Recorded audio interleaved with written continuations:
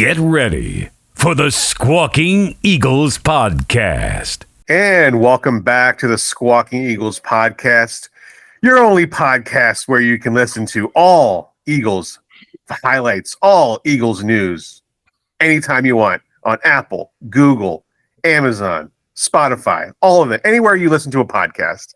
I'm your Mike. I'm your host, Mike. I'm your host, Mike. I'm your and, Mike. I'm your Mike on the mic, and I'm joined by Mark and Miguel. How's it going, boys? They're here. Go Birds. 2-0. Where's life? Word is life, and Miguel. There's no secret entrances today. The Rock won't be coming on this podcast. Nobody's going to be jumping in on this. He had me popping. He Right? for sure got me. Yep. 103 million views that reel that put out that by WWE. 103 views. That was awesome. The Rock coming back. Nobody expected that. Was blindsided. No. Yeah. Excited. So we are back. And Mark, I know Mark is in left field here because we're talking about WWE. Sorry, Mark. We are. It's all good. We'll bring it all back here. Bring it all back. We're back after week 2. This is going to be week 3, where Eagles were facing Tampa Bay. What we're going to do is we're going to talk about the Vikings game. We'll talk about our reactions. I had some reactions for that game. There's a lot of people have the Eagles are not the same team, which I disagree. And then we'll preview Tampa Bay, and I've got a few questions about college football from Mark and Miguel. So if you want to follow us on Instagram, Squawking Eagles Podcast, where we just hit 8,000 followers. Let's go. 8,000. Thank you over there. So Thank you for the love. yeah, Thank it's you, amazing. thank you. The growth is crazy, and then the staying in that algorithm is the most important thing to do right there. Go Birds. And then also, if those 8,000 people could just go mosey on over to YouTube and like our YouTube page, that would be amazing as well. Where you will find our video podcast is over on YouTube. We'll find our Madden 24 simulation. There's over there on YouTube, and we have all kinds of shorts and reels over there if you want to check those out. All right, jumping in, let's go with Minnesota Vikings against the Eagles. Miguel, what were your thoughts of that game? We started off slow. Jalen doesn't look like the Jalen from last year, which he shouldn't. They made, the proper adjustments and came out the third quarter, and it was a completely different team. They decided to listen to Mark from last year and run the ball. Run the ball. It was Run great the to see. league. It was great. It was great to see that the team was capable of making adjustments like that, especially with these new coordinators on both sides of the ball. But they did what they needed to do. I'm sure they put in a petition to change the touchback rule because of Justin Jefferson, a little fumble into the end zone there, Right. which could have changed the game in that aspect of the game. But other than that, man, Don't Yeah. the ball. hey, other than that, I feel like we still need to make a lot of adjustments coming into Tampa Bay, even though they're not that strong of a team. But I would like to see some things out of the team coming up. And the fact that we lost Avonte Maddox, what are they going to do to replace him? Swift, with that game that he had, does he continue that into these next couple of weeks? And how does that all work out with Gainwell as well? So it's a lot on the play right now, but it's the beginning of the season. And I feel like a lot of people are panicking right now. But if you look across the league, all top quarterbacks are fucking struggling right now. It's a new year. It's a new league year. Shit that the people that were doing last year are not getting away with this year. So they're, the adjustment is from last year to this year, and now it's got to be made still. So it's a constantly evolution of adjustments in the NFL. I agree with you. There's a lot of things that they're already stating that the offense is actually not scoring as much as they were last year, and they're contributing that to the lack of practice and lack of contact during the preseason. So it's taking a lot of teams, 2 weeks to get out of their rust from the off season. And the Eagles, we're seeing that with the Eagles. We're seeing with the rust. We're seeing the the interesting play calls from Brian Johnson. I think after he figured out that he can do a run without a QB draw, he can just like run the ball with a running back. Totally changed his game plan, where Swift was 175 yards on the ground, and so that's what happened. 2 years ago when the Eagles were struggling and they started running the ball and they made the playoff run. That was that's you got to stick with what works. Yeah, but at the same time, it's like I feel like people are overreacting because defenses this year are not going to play the same the way that they played the RPO, especially our defense, our offense, Correct. Our RPO offense, the same way they played it last year. We burnt them last year. Defensive coordinators are coming up and they're making those adjustments. I mean, they're taking what Bill Belichick did and kind of like we saw that with the Vikings last week. They kind of took the Bill Belichick thing and tweaked it. They're playing more of a zone coverage though. But we're going to continue to see an evolution of that throughout the rest of the year, and it's how Jalen and the coaching staff adjust to those adjustments now. Yeah, I agree. What do you got to say, Mark? Well, a lot. No, bounce off Miguel's point though. Josh Allen 1-1, Joe Burrow 0-2, Pat Mahomes 1-1, Justin Herbert 0-2. That is a whole different level of that's weird as hell though. That team is a whole different conversation. Moving on to the NFC, Brock Purdy 2-0. Fine. We all know the Niners are on their hype train. Hey, I'll let you guys know you're 2-0 because I'm sure you guys don't know, Niners fans. You guys are 2-0. I haven't heard that all week. Kirk Cousins, primetime Kirk, 0-2. I mean, you're not wrong. It is a weird season so far. A lot of players. But I said it. You bounced off it earlier. Run the ball, run the league. We went out there. Swift got 170 yards. We won the game. We have this touchy, we're not sure how the game's going to go, and we're throwing the ball all over. I will say it feels like a lot of quarterbacks are almost a step off from like their processing. I'm watching all the games. I got, Sunday ticket, and I find Hurts is, I think he's slowly kind of breaking away from it, but he's telegraphing on some of his plays. He literally looks over the receiver, mainly Brown, snaps it, head goes right to him, follows him, throws it. Derek Carr the other night with the Saints, same thing. He's looking at Michael Thomas. Olave is wide open. He's like, Michael Thomas, double coverage. I'm going to throw it in there. And it's like, bro, look around a little bit. I see Josh Allen doing it. I saw Pat Mahomes doing it. Soon at the moment, Kelsey got back. He was like, all right, God, someone I can throw the ball to. I'm surprised anyone lets him catch anything, like have that man in double, triple coverage. But it's this weird thing. It's almost like all the quarterbacks around the league all kind of were like, I've got one guy I can trust this year, and that's it. Surprisingly, I think the other day I was watching, it was the Cowboys with Dak and his passing skills, as we're all well aware of. Now, granted, I don't think any pass traveled more than 10 yards, but he got it to like 7 different receivers. That was interesting. But he hasn't thrown an interception yet, which is I know. I'm like crazy. I'm waiting. Man, I'm waiting. He's speaking himself into existence. Yeah. They come in bulk. They come in bulk. Exactly. He bulk ordered them from Costco. They're on back order. They'll be here. I do think it's hilarious, though. If you really pay attention and break down the standings, I know it's only 2 games in, so every team can only be 2-0.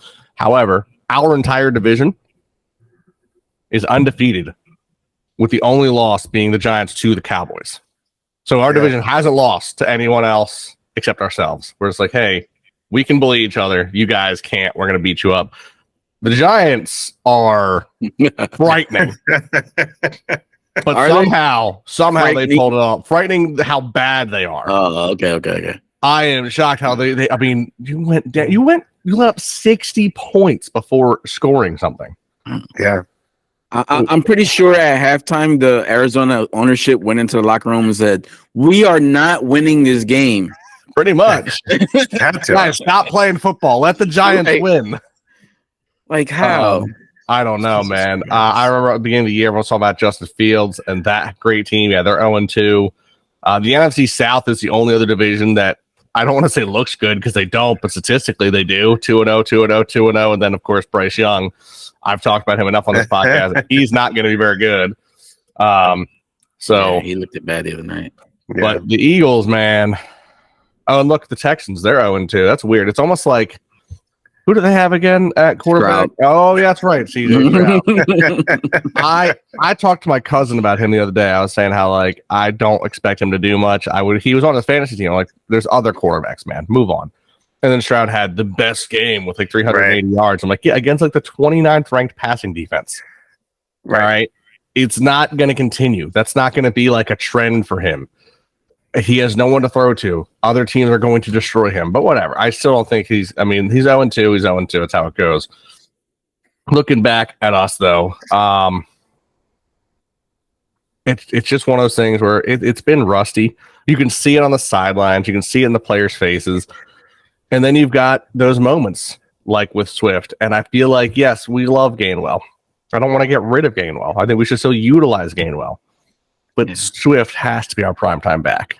I mean, he has to. He has to be. And Chris Long on his podcast, he said, doesn't DeAndre Swift looks like amazing with the 0 and the black visor, and he looks like a player you invented in Madden. He looks like why do you think I need that jersey? Right?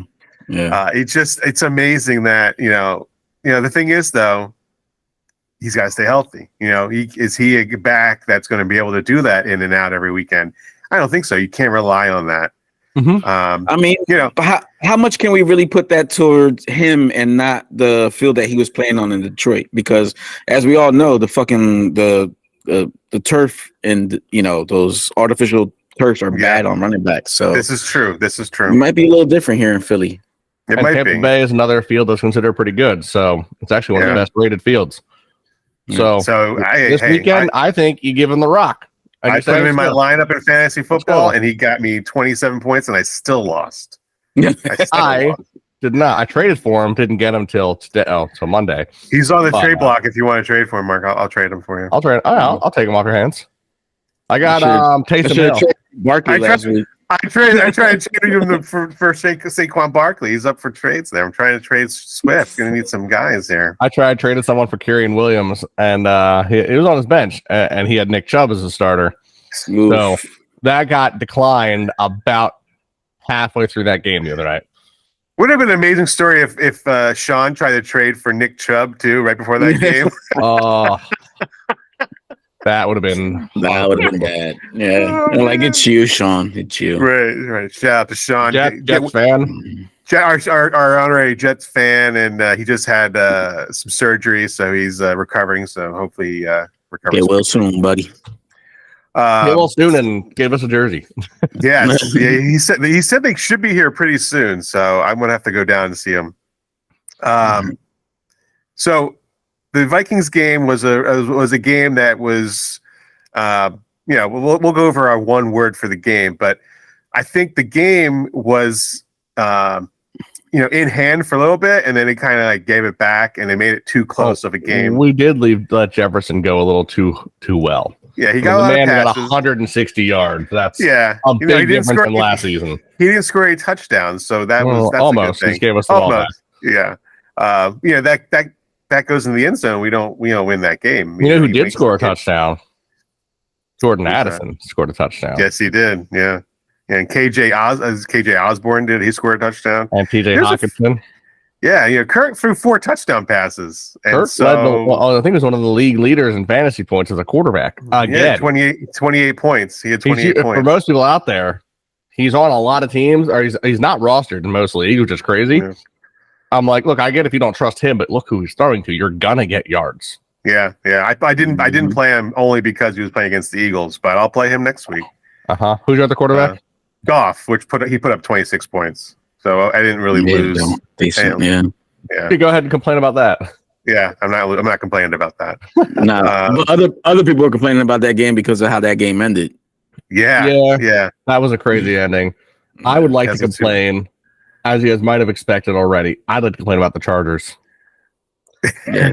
Brandon Staley's got to go. Can we swap him out for Alabama? Right.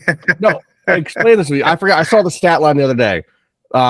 Herbert had over 300 passing yards, 2 touchdowns, no interceptions, and the defense had like 4 turnovers. Yeah. How do you lose that game? Bad coaching. Yeah, It's terrible. bad coaching. Yeah. Like you got to, you think about it. You got Khalil Mack, you got Bosa, you got Derwin James on your defense. You got I Asante forgot they had Samuel. Bosa. You got Jackson. You've got like a very stout defense.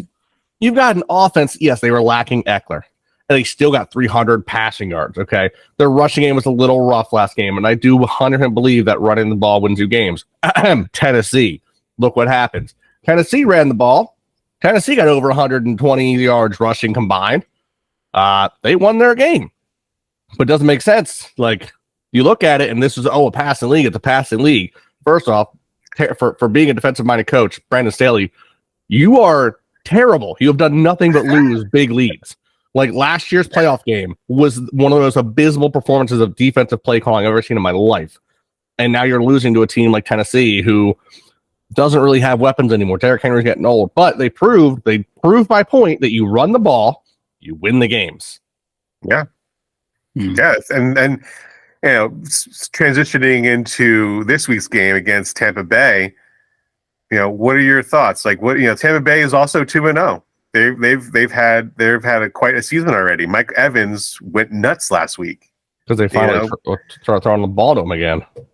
So again, their quarterback is Baker Mayfield. They're 2-0. It's a Monday night game. What are your thoughts, Mark? You want to go first? Sure. I think that I think they're a little excited. I think you got to think that they started their season off against the Vikings. I do think the Vikings are better than they've shown so far, but I think that first week you had a lot of rust on a lot of teams. I think it showed that night. Whereas this week they played the Bears, where I don't think the Bears have fully committed to how they want to approach this offense this season. I know Justin Fields came out saying before the season started he wanted to have like 3,000-4,000 yards passing, but he's not the best pocket passer. And when he starts moving, he starts running. And it's not correlating as well as they want on their offense right now. I said multiple times, in the years past, when you're leading a rusher as your quarterback, it's not going to go well. Now, he wasn't their leading rusher this past week, but he just, if he can't throw the ball and he's not running the ball because he's not giving it to the running backs and all that, you're kind of a recipe for disaster. So Tampa didn't have too much of an issue. However, I will say Baker did throw for 300 yards. Granted, almost 200 of that came from one player in Mike Evans. So I think you got to think, a lot of people are, we're out Maddox and we're out Bradbury and, whatever. I think Bradbury he'll be back. He'll be fine. But he'll probably move to the slot. I expect you're going to see Slay on Evans. So hopefully Slay does a little better lockdown than he did last week against Jefferson. Evan is a step slower, but that doesn't make him any less lethal. That man is still one of the best receivers in the league. But I don't think you have nearly as much to worry about. I think Chris Godwin can be covered. I don't know if Cade Otton or Rashad White out the backfield are as much of a concern. I think we've got the team to handle that. I also don't think Baker has faced a defense like ours. Jalen Carter, I swear I was going to try my heart out to not hype out any of our rookies this year. But when you're leading the NFL in pressures as a defensive tackle, it's hard not to talk about you. Right? He's come out with a mindset that I'm going to win Defensive Rookie of the Year. I'm going to prove to people I should have been number one. And I love that about him because he's really putting his money where his mouth is. He's putting the tape on for everyone to see. I don't know if Baker has faced the pressure he's going to face Monday. I have a feeling that this game is going to be a little more gritty than we're expecting, as Eagles fans knowing of the past. But I also don't think this game's going to end up as close as some people are thinking with undefeated Tampa Bay team. Yeah, that's interesting. I want to piggyback off of that, but I want to hear what you have to say first, Miguel. Yeah, well, as Mark said, I don't think Baker has seen a defensive line like ours yet. And to continue on that same trajectory with Jalen Carter, Dick Vermeil the other day was on the radio calling him Reggie White-esque. So, wow, okay. He's up there. He's in the backfield. I mean, we don't have that many sacks this year, but I feel like we will this weekend. I feel like this defensive line is going to cut through that offensive line like it's butter. I mean, you have to remember, like, yeah, we had the whole offseason to get ready for that first game. We only had a 4-day turnaround to play that second game. So to make any adjustments was going to be difficult. They kind of stuck with the same game plan and made the adjustments as they went. And now you had 11 days to game plan for Tampa Bay. I expect the offense to look a little bit more crisp. I expect the defense to be a little bit more buttoned up. And I expect us to win in a blowout. I want to interject real quick on that one, Mike. Okay. Yeah, sure. You made a comment about sacks. And I think that for the most part, I think you're right this week that we're going to see a little more. But I think for the most part, now that I've watched how the games are going, I think our numbers as a total are going to be down. And I don't think it's because of a lack of effort. I think it's going to be because of every team's game plan on we need to get the ball out of our hands so fast, which I think is going to bode well for stopping any deep balls against us. But overall, I just wanted to interject there and say, yeah, I feel like I really was hoping we were going to have another 60, 70 sack season, but I just think teams are going to be too concerned about that to allow that to happen. That's part of the adjustment. That's part of the adjustments, right? Like, oh yeah, everybody saw what that defense looked like last year, and they said, shit, they just got younger and more talented on that defensive line. We got to get the ball out quick. So whatever the average was of the quarterback holding on to the ball this year, cut that in half. Because that's what it's got to be this year. They said Mac Jones. So the average in the NFL is about 4.6 seconds. Right. They said Mac Jones was 2.4. Yeah. Yeah. It's fast. It's almost like, going back to old West Coast offense, like Joe Montana, Jerry Rice, that was a 2-step back and pass. That was what it looked like on Monday night Monday night, because Kirk, once he had some time back there, Thursday night. Once Kurt had some time back there, Jalen Carter was in his face. Jordan Davis was there. Like, everybody was there. But once he started cutting down 2 seconds, he was like 2 steps gone. Didn't give him enough time. And of course, you're not going to get there in 2 seconds as a defensive lineman. Jalen Carter did have a pressure at 1.8 seconds. Did he really? At one of the plays, if you look at it, slid right through the line so fast. Yeah, I don't know why they're not double teaming these guys every single. Sometimes they're trying like that. They tried, and because of the combined play where the two players went together, he just went around one. Like, he just quick moved through, and suddenly there's 2 linemen not blocking anybody. Right. It's amazing. The guy's amazing. And at certain parts, you just start questioning yourself, like, who do we double team at this point? When you have, Jalen Carter sitting there, Riddick on the other side, you got the Fletcher Cox in there, Brandon Graham. Like, who do you have to block? Who do you block at that point? Yeah. And I think you're right. They had they had so many months to get ready for the Patriots, but then only 4 days really to get ready for Minnesota. And so it was a quick turnaround. It was like a really kind of like a base offensive plan, a base defensive plan. I think having this much time right now to get prepared for Tampa Bay, and then they'll have a little bit of a shorter time to getting ready for Washington. But I think with this amount of time, like you said, Tampa Bay's never seen a defensive line coming for them in this game. They're not going to see it all year. They're going to see something coming that they haven't seen yet. Do you know who's leading our team in sacks right now? Who's that? Jordan Davis. Is it Jordan Davis? Oh, Josh Sweat. Sweat. I think he's tied with Jordan Davis, but yeah, I think Jordan Davis has I think the thing is, too many teams. Like I said, they're concerned with Jalen Carter. They're concerned with Riddick hasn't done anything because every team is hitting him with extra plays. The running back, the tight end, and the tackle are like, no. Yeah. But who's on the other side getting through? And I told you he was going to. Yeah, Josh no sweat, man. No sweat.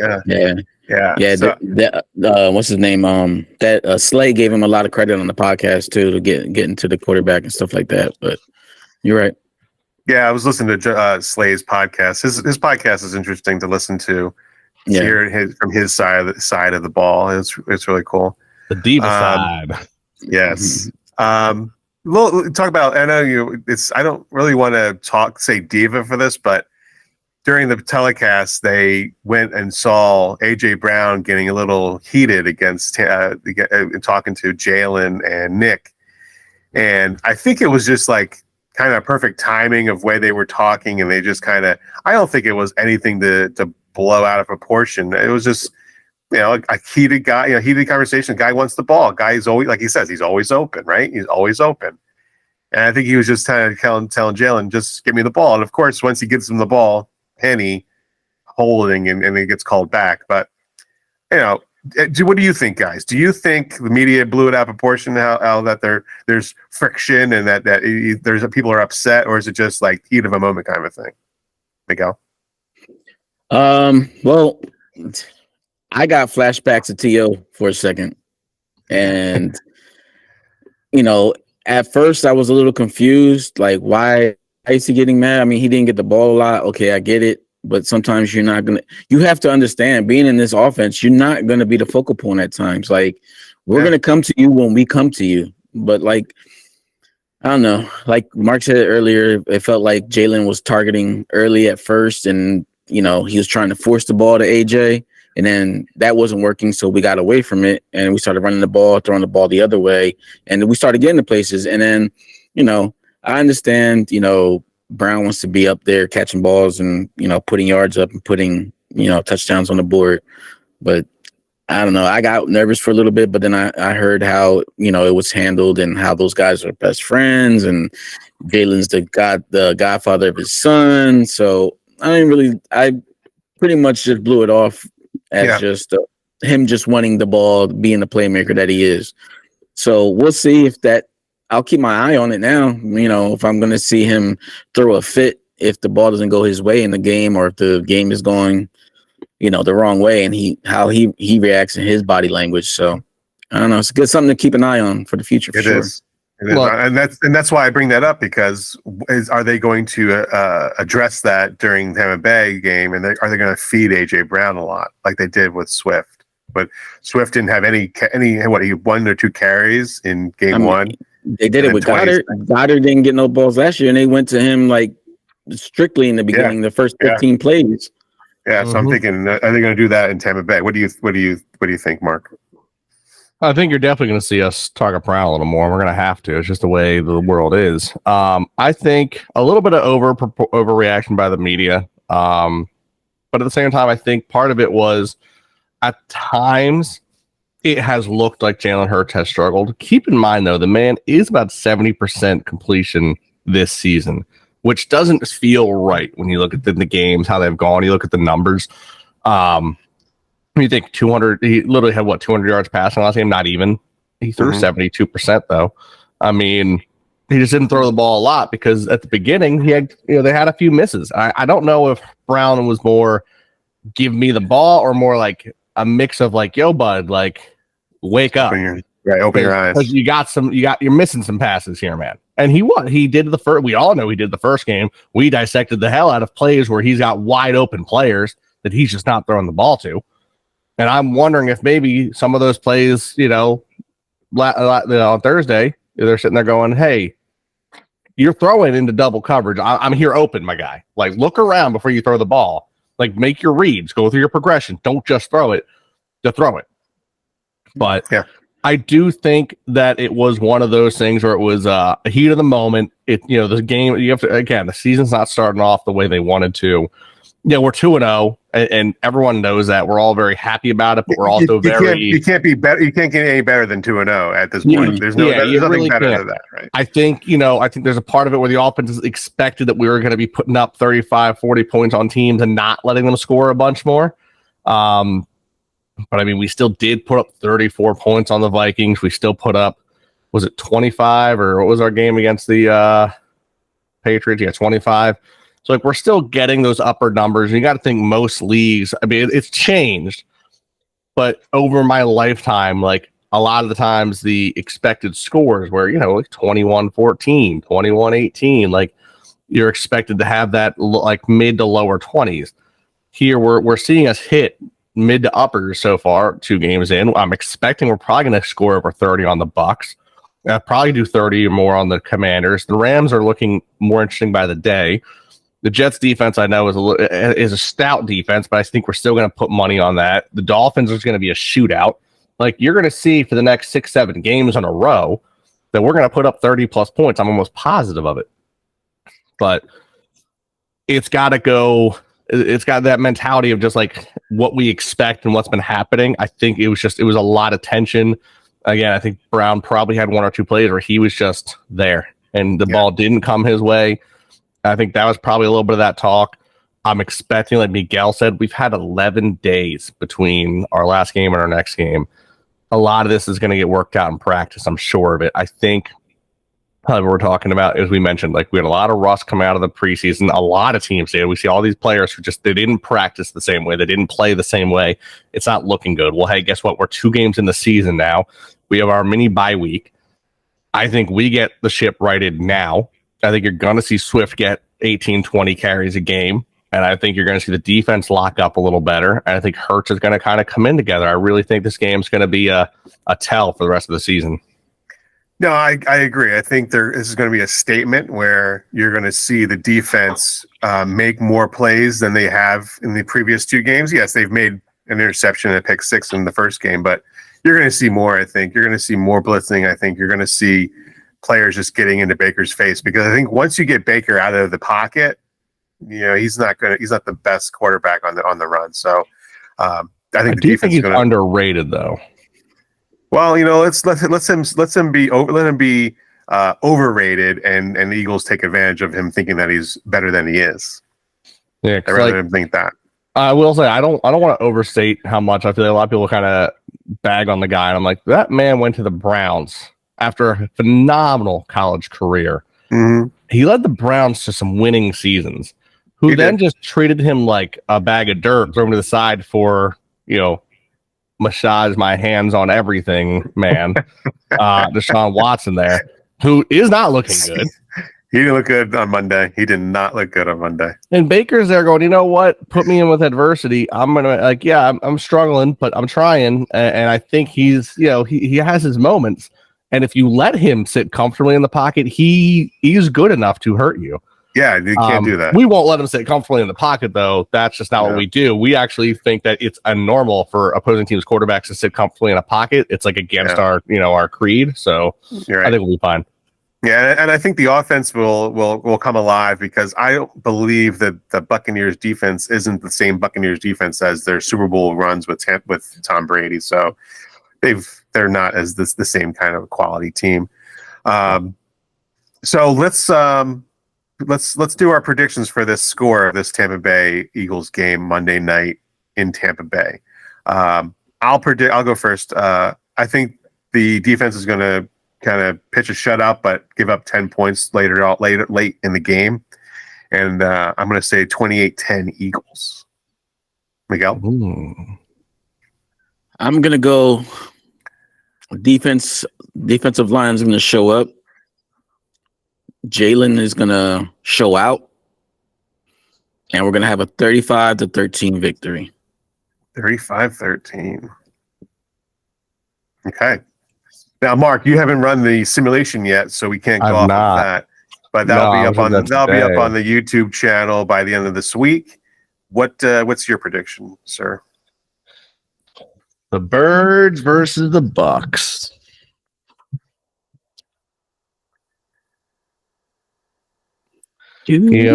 I agree.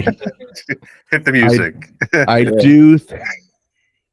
I do think that the Bucs are going to score maybe early, like within the first quarter, maybe the second quarter. Like you said, I think about 10 points maybe. But I think maybe they get another field goal to finish things off towards the end. But I do think that we let Swift kind of roll on them. And I think after Swift starts rolling on them, they start trying to stop him. I think we're going to go over the top for a couple scores. I'm going to be an asshole out here. I'm going to say 42-13. Wow, 42-13. Yeah, I think that could happen where they try to stuff the line and won't let Swift get anything on the ground, and they'll just That's not going to happen. You can stuff the line, he's going to get stuff. Right, and they'll just start passing to AJ and Devontae, and then that's over. I think and Goddard. Don't forget Goddard. Goddard. I'm not jailing. I won't forget. You know what? I think Goddard should get a touchdown this week, but I think Slay gets a pick this week. He should have had one last week. Yeah, it was in his hands. I think he gets it this week. In his hands. All right. So last week we talked about one word that would describe the Patriots game. What is one word that would describe the Minnesota Vikings game? You want to go first, Mark? I don't know which one of us that is there, Miguel. But what did I say, Miguel? Mark? Mark. If I can use a hyphen, I'd just say prime time. That's the words I'd put out there. All right. But if I'm going to use any one word, I'm going to use my favorite one word when it comes to football. Run. Yes, I like that. Run. What about you, Miguel?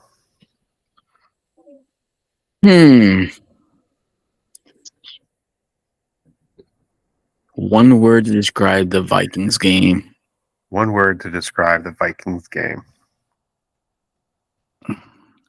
Adjustments.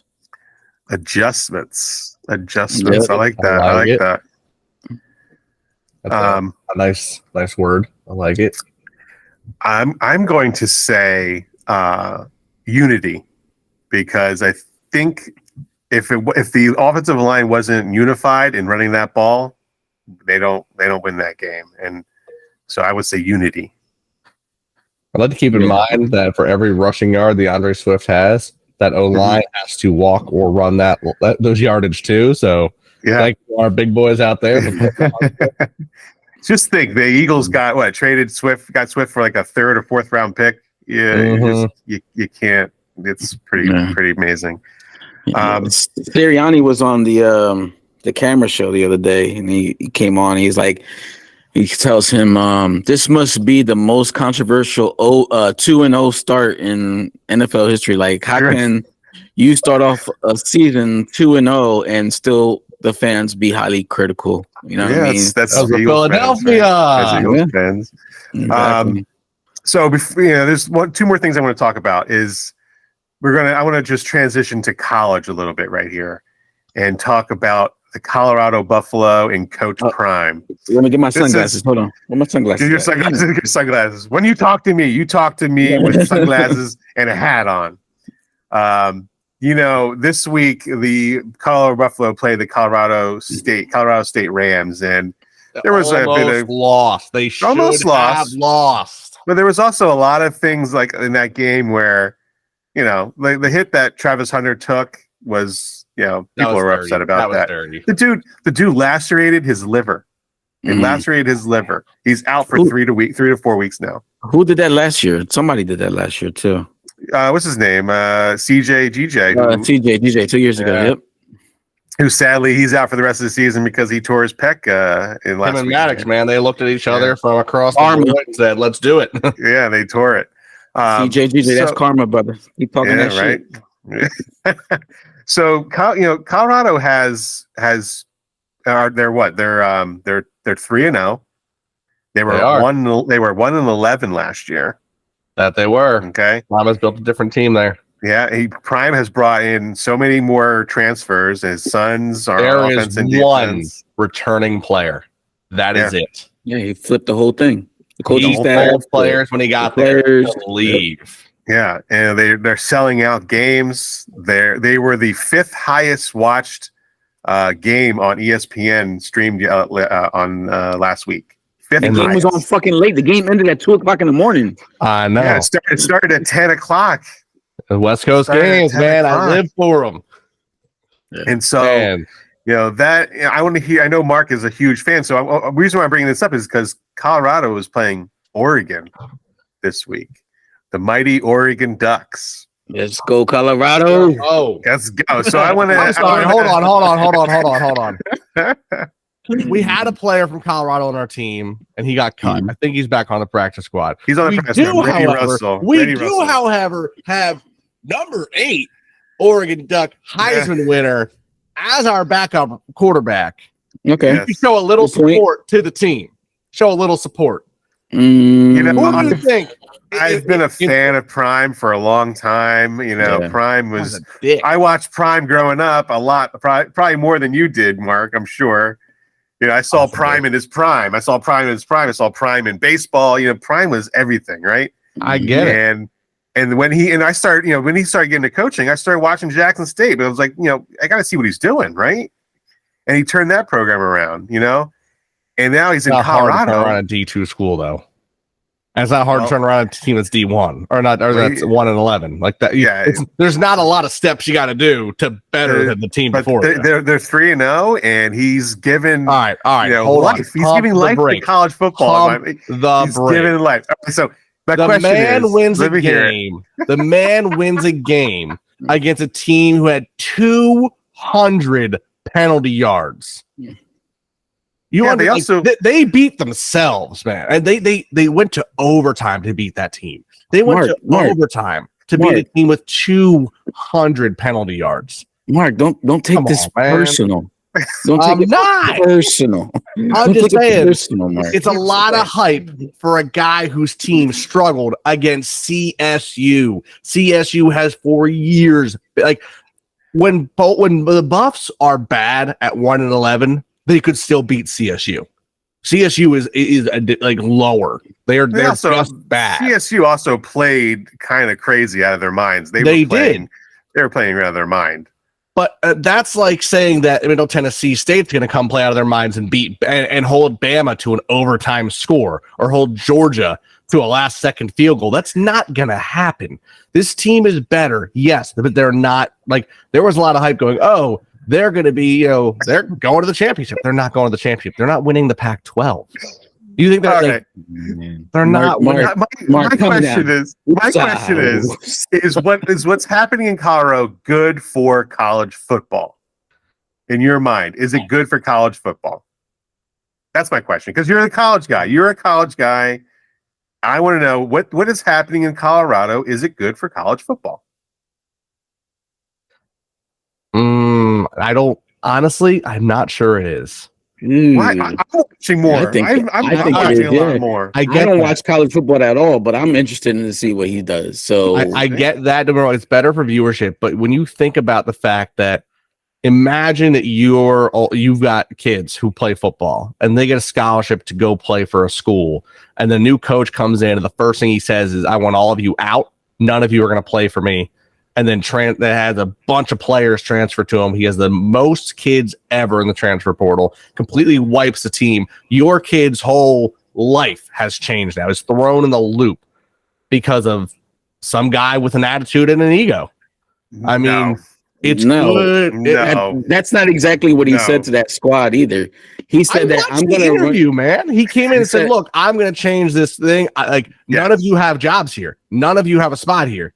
Yes, so enter the transfer portal." And he said that if you were the first ones to run in the portal and get out of here, I don't want you on my team anyway. So he told them to go to the portal. He told the other players, all I'm saying is one kid got to stay. That's awesome for that kid. I hope this helps his career. I don't like the emphasis it's putting though on the transfer portal. The transfer portal was originally meant to have kids where it's like, like Travis Dye when he was when Travis Dye was at Oregon, okay, he got injured his final year. He was able to not play the rest of the year, transfer out, and get one extra year of eligibility to play somewhere else. It gives him that opportunity to show that he actually can come back from this. So when kids get injured their senior year, or kids are doing really well and something happens to that team, let's say like Marshall back in the day. Nowadays, you'd have the opportunity to transfer out of there and go somewhere that you can really keep a career. Why? I'm sorry, Mike. No, go ahead. But why is it okay that other schools get to use the portal for their advantage, but the second it becomes a problem? I'm not saying it's not. All right, there's a difference though when you get 3 or 4 kids to transfer versus 60 plus. Nick Saban has done it for years. Yes, he has. Bro, the transfer portal hasn't even been a thing for years like this. However long it's been, Nick Saban's taking advantage of it. Other teams are taking advantage of it. And other teams are doing it this year, too. Other teams are doing it this year. Of course, and I'm not saying it's not, but no one's done it like this before. Correct. Well, that's good. Correct. I mean, and look what happened. Look, they're changing the program. They're Look, he has signed a brand deal with sunglasses, a sunglass company. Alabama and they sold 17,000 sunglasses. Alabama had 5 players in the transfer portal. 5. Because they don't need it. They get the top scouts as it is anyway. So I get that. But I mean, the fact that now you could literally say, like, hey, you could become a coach. Like, let's say you take someone who is, let's say The Rock decides to coach, and he goes ahead and he says, you know what, I'm going to go coach, Michigan State. Mm-hmm. And all of a sudden, half the kids from Bama and Georgia and all these who want to play for all transfer. Michigan State has an 80-player transfer league. And all of a sudden, you've got 3 or 4 teams who just are completely not as good as they used to be. But they're still going to be up there because they're there. And then you've got a team that just is out of the water better than it ever should have been. Mm-hmm. You're throwing a lot of these things for loops. And now these kids who originally went there, who wanted to have a time to develop there, don't have a place anymore. Then the NCAA's got to change the rule. I mean, which rule might happen? But look at Alabama isn't going to lose to Colorado if they play some. That's no. You know that's not going to happen. All I'm saying is I think the viewership numbers, as you mentioned, are better. You're not wrong with that. Obviously, more people are watching. I get it. That's awesome and exciting. Yeah. I just don't like the way it's. I think for my thought process is kind of the same way that a lot of people feel about us with the quarterback sneak at the end zone. It's not great football for the world to watch. People don't sit there and go, yay, look at Hurts go half a yard in when Swift just carried the ball 85 yards. No one's loving that play. I mean, we're excited for the score, but no one's loving that play on our side or not. I think, yes, you're going to have better viewership numbers for college, but I think there's people around who are looking at going, well, yeah, you're building a team, you're winning because you literally went around and said, hey, all the best players come to me and we'll win the game. And they all did. It's one of those things you're setting up this thing where it's like, I could literally go anywhere, build a team in 1 year that competes because I'm famous, Whereas, also, he is a good coach. Like, he is a motivator. He is, the guy's a Hall of Famer. The guy's a Hall of Famer. He played professional baseball. He was on a World Series team. Like, I'm not saying he's not an athlete. There's no question. And he knows what he's doing. He's got a great coaching mind. See, I'm not sure about that though. I mean, his team is 3-0. 3-0 against school. Look, arguably, TCU was a runner last year. TCU is nowhere near as good as they were last year. Nebraska has struggled for years. CSU is not good. You should not have had that game come to where it is. You have top tier level. You have almost Alabama level talent or Georgia level talent players coming to your school. I said almost. Okay. And you just tend to exaggerate a little bit, like sometimes, and it's kind of just throws the whole story for a loop. All I'm saying is that if it's hard to judge his coaching skills when you see games like that one against CSU. When you struggle against a team that you should blow them out. When you come together in a group and it's like, all right, did you coach these players this good, or are these all 4 or 5-star blue chip products who are just working together really well? And there's some good coaching there, but all of a sudden we'll see this weekend and next weekend they have to face Oregon, who is good. We'll see how good they are. Because I love my Ducks. Vegas had the odds at Oregon by 24. They're 10. Buffalo's 13. I've never seen numbers like that on 25 in the top 25 matchup. That's mind-boggling. And then the next week they go up against USC with current Heisman winner Caleb Williams and the team he's got around him, and an actual coach that we know is very good in Lincoln Riley. Lincoln Riley did wonders at Oklahoma. We have Jalen Hurts. I think Jalen Hurts' entire career, between his motivation and his mental, and then the stuff he learned, came from Lincoln Riley as a quarterback. I think he's his own strength and his mental health, and I think he's got his own physical strength, but I think a lot of his career abilities and his passing understanding and his reads when he does make them came from a Lincoln Riley standpoint. I would expect that the Colorado Buffaloes lose this weekend, but I don't think it's by 24 Vegas. I'm sorry. I understand they lost their best player in a dirty hit last week. But I mean, if they lose by over 24, the conversation about Colorado goes out the window. That is a gone conversation. If they lose by a tight game in a hostile environment, people are like, all right, cool. It's still a good conversation. If they get blown out, we're not talking about Colorado next week. That's just how it goes. No, we'll talk about Colorado next week. I guarantee you we'll talk about Colorado next week. There's going to be some way it gets brought up. Yeah. Oh, I mean, I'm sure it will. But I'm saying in general, though, it's not like no one's going to be like, well, they're so good. They'll be like, if they get blown out, if it goes the way Vegas odds are, they're no longer top 25. They're getting dropped. Think so? Yeah. You don't lose by 24 points and stay in the top 25. It just doesn't happen. Okay. I'm excited to watch the game. Look at. I'll tell you what. It's been a long time since I've been. I'm excited. I watch now. He said. Hey, what time is the game? 3:30. Where? NBC. ABC. Probably ABC. I think I know it's being broadcast, so that's a good Fox thing. Sports. I'll find out. I'll put some. I haven't watched college football in literally decades. Like that's I have a problem for you because it's a great thing. Yeah, but now, look, I'm invested. I'm all about watching it again. I want to watch and see what's happening. It's been a long time since I've been this invested in college football.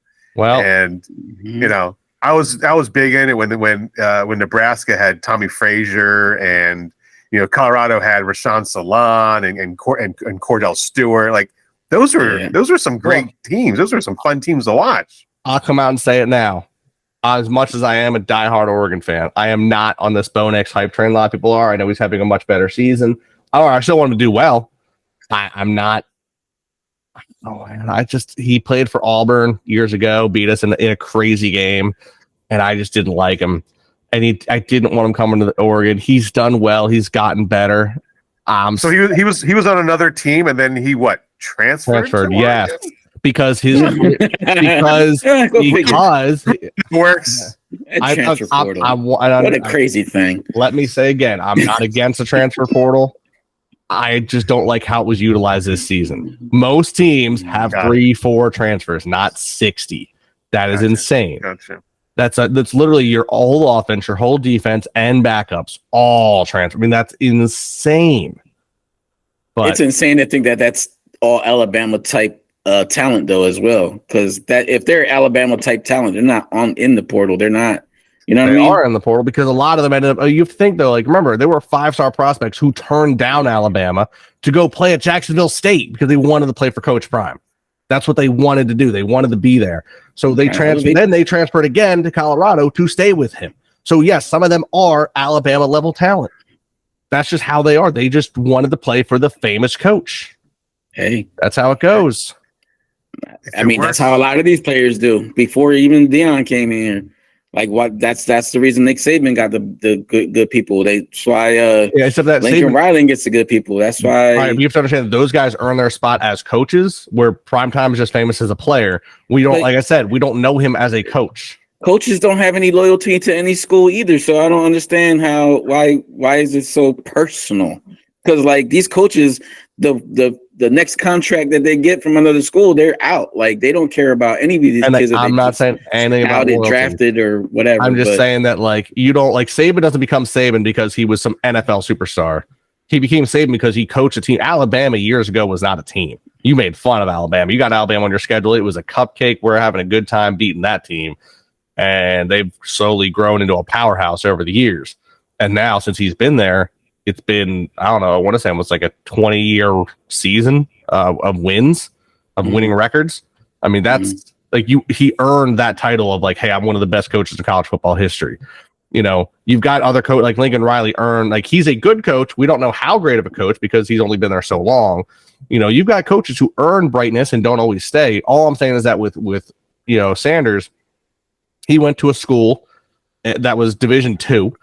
And of course, because he is Sanders, I mean, everyone knows primetime. Everyone knows primetime. I get it. I'm younger than you guys, and I watched primetime growing up. My brother was a Cowboys fan. I get it. Oh my goodness! I know.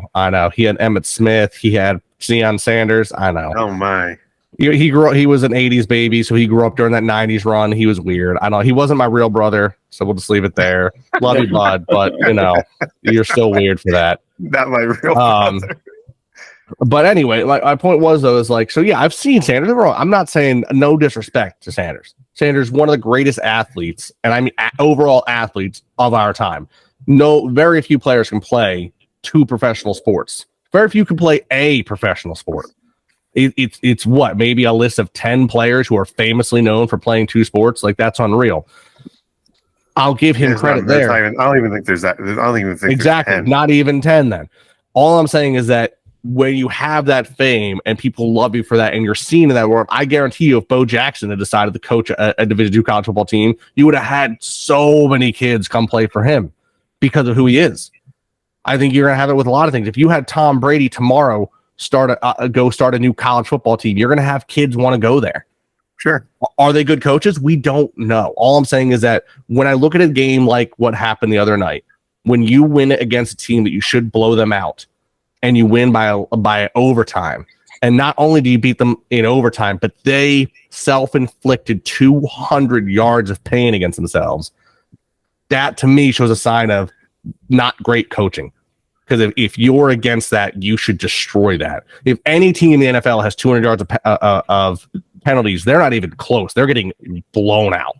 I guarantee it. And with that, thank you for listening to the Rumbling Buffaloes podcast. Go Ducks. All right. So yeah, we're going to keep an eye on that game. I'm going to definitely watch it, and I'll talk about it a little bit next week. So if you want to follow us on Instagram, can I have one more thing for you? Yeah, sure. Go ahead.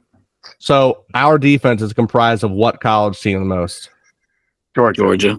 All right. Do you know where the defensive coordinator for Georgia now coaches? No. Oregon. Oh, the defensive coordinator is the head coach of Oregon? Mm-hmm. Okay. Go Ducks. What's that mean? Shadur Sanders. Did they get like extra 3 points or something? I don't understand. I think they got some good coaching up there, my guy. Oh, okay. Oh man, I can't wait. We gotta see how he pans out. I can't wait to watch this game. This text chain is going to be litty.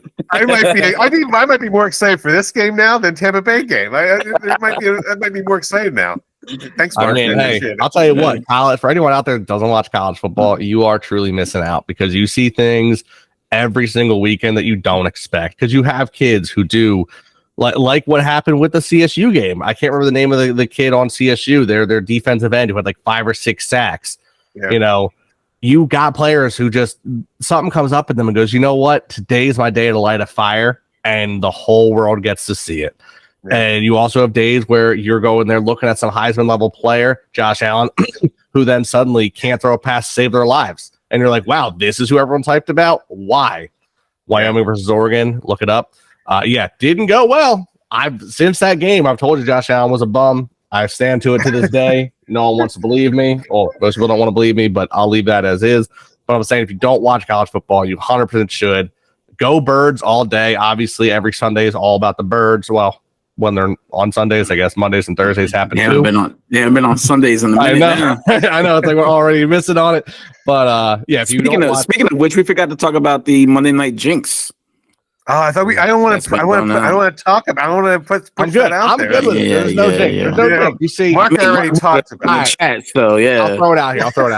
I'll be the asshole. All right, listeners, if there's ever a problem, feel free to attack me because I'm the problem. I know I've got some stupid hot takes, and that's just me, man.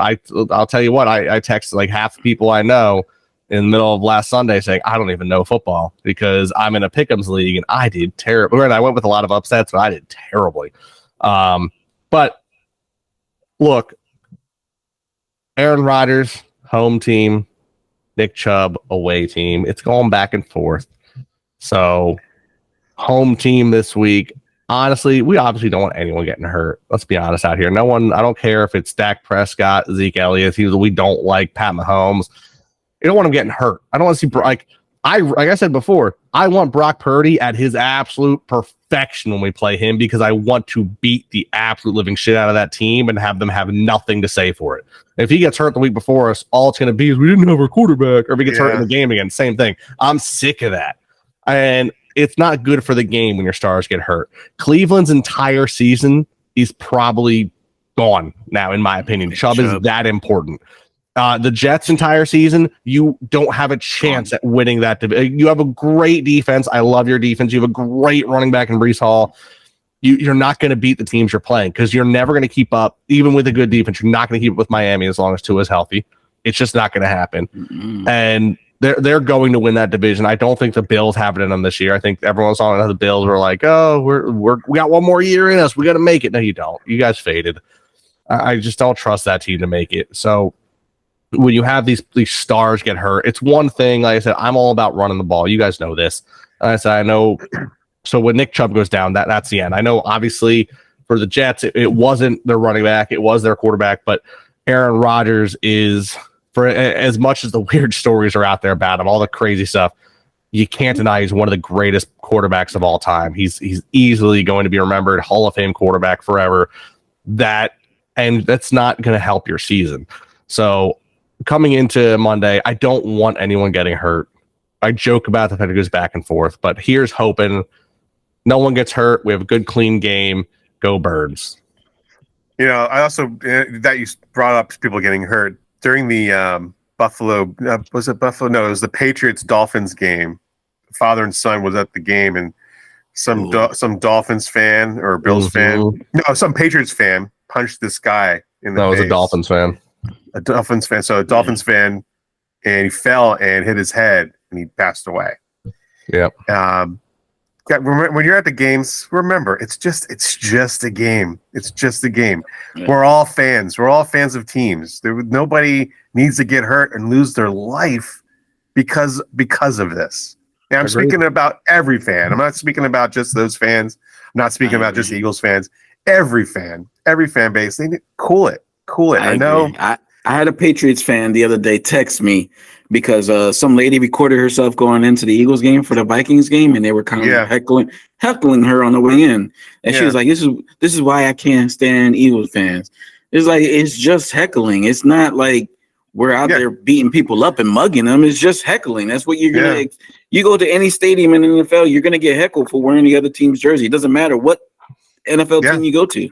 The only time it gets elevated is when the person getting heckled takes it personal. And then I'll say the only time I've ever seen it get physical at Eagles, whether it be at a game, in the parking lot, and I'm not even trying to point fingers, but it's just what has happened in my experience. It was a Cowboys fan who took it too personally. Yeah. They got pissy. They threw something at somebody, and you don't make that decision in Philly. That's a bad idea. You don't wear a Cowboys jersey and throw a can of beer at someone and not expect to get your ass beat. That's just you made a bad decision, my guy. I agree. I saw that video you shared.